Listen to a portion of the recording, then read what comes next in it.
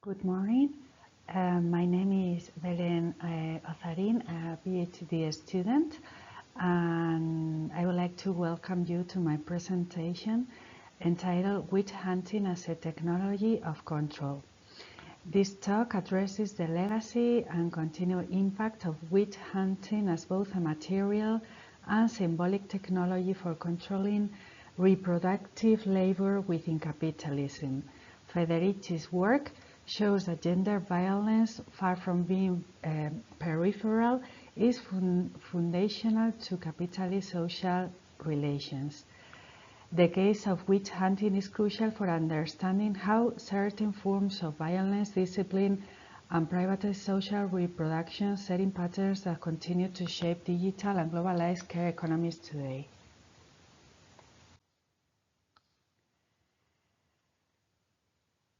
Witch hunting has often been depicted as irrational, linked to ignorance or religious excess. However, the breadth of coordination of witch persecutions across Europe suggests a deeper socioeconomic logic. Rather than isolated and superstitious incidents, these persecutions were state-sanctioned campaigns used to break residual communal bonds, enforce new social hierarchies, and consolidate the emerging capitalist order. Federici disrupts simplistic readings and demonstrates that these events must be recognized as integral to the structural transformation of societies.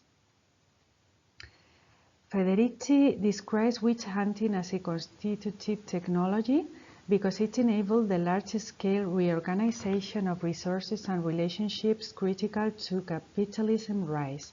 It systematically targeted women at the center of communal and reproductive life, midwives, healers, elders, and dismantled systems of mutual aid, undermining existing forms of solidarity and collective autonomy. The violence was not random but purposeful, ensuring the suppression of any alternative to patriarchal capitalist relations. Marx's concept of primitive accumulation refers to the violent separation of people from the means of substances, such as enclosure of the commons and forced proletarialization. Federici extends this by highlighting that women were uniquely dispossessed. The witch hunts confined them to the nuclear household and unpaid reproductive roles, stripping them of status and resources. This gender dispossession was necessary for ensuring a continuous docile workforce and for legitimizing state intervention into intimate aspects of life, such as fertility and sexuality. A core effect of those witch hunts was the destruction of embodied knowledge, midwifery, healing, and herbalist traditions handed down through matrilineal lines.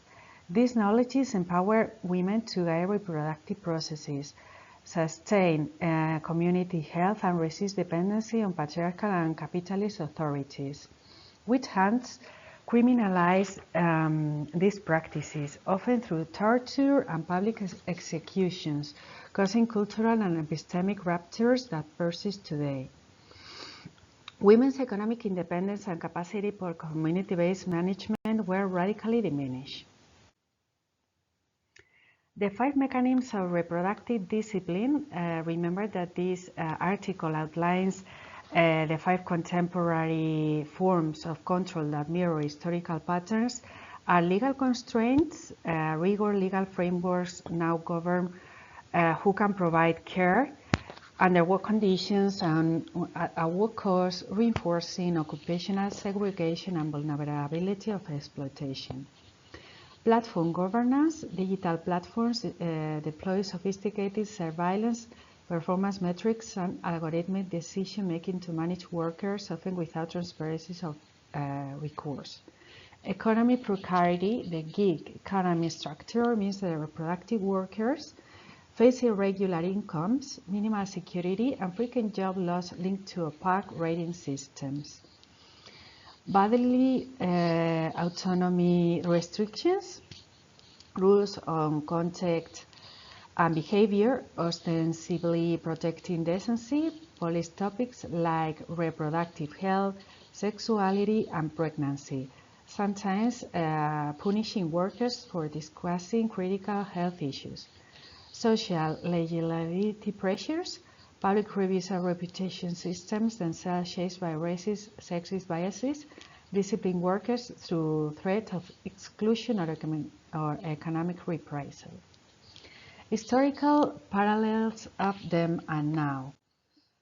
Well, in the witch hunt era, the legal systems criminalized women's alternative knowledges, while communities enforce discipline through surveillance, rumor, and bodily inspections.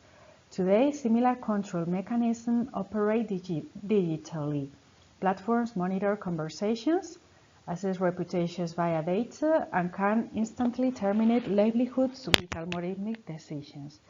Both then and now, these measures are justified as protection or quality assurance, even as they intensify precariousness and reinforce exclusion.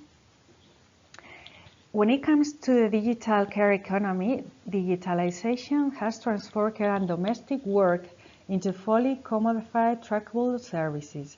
This platform claims to empower workers, but in practice often reduce autonomy, increase dependence on wages, and higher risk of silent unemployment. Marginalized women, especially migrants, racial minorities, and single mothers, bear the brunt of these changes as their labor is surveilled, devalued, and punished more harshly by algorithmic systems. The global care chain now relies on the migration of women from poorer to wealthier countries, where they often work in informal or irregular settings. These migrants face compounding risks because of legal precarity, xenophobic and sexist discrimination, and the lack of enforceable labor protections.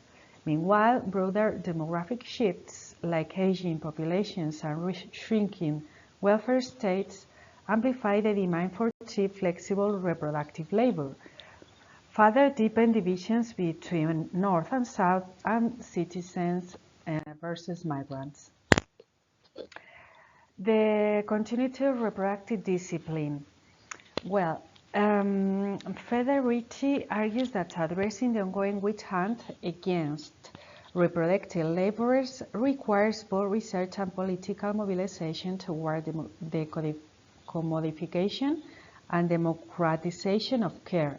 Some alternatives being provided: democratizing the governance on platforms, for example, giving workers collective power and voice in rulemaking, supporting COOP models and common-based initiatives to regain autonomy over the conditions and value of care work, and building transnational feminist and labor alliances to confront fragmentation and resist structural inequalities at a global scale.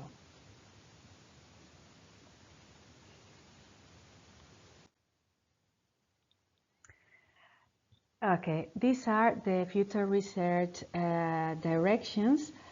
The witch hunt as a dispositive is not confined to the past. Its logic endures wherever women's reproductive work is rendered audible and punishable. Overcoming this legacy means exposing hidden forms of labor, challenging their systematic undervaluation, and creating pathways to genuine liberation, visibility, and justice for those who sustain collective life. Well, thank you very much for listening.